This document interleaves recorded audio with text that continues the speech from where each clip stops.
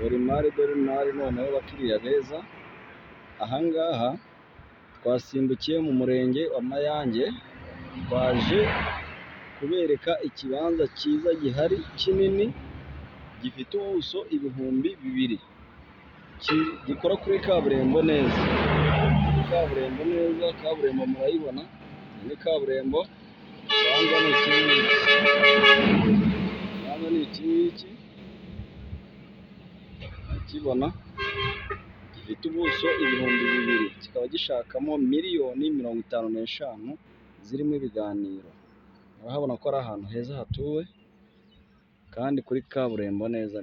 Ba bantu rero babuze imari zikora kuri kaburimbo twazibaboneye rwose, dore ngizi. Uwaba hakeneye yatugeraho tukahamugeza byihuse cyane.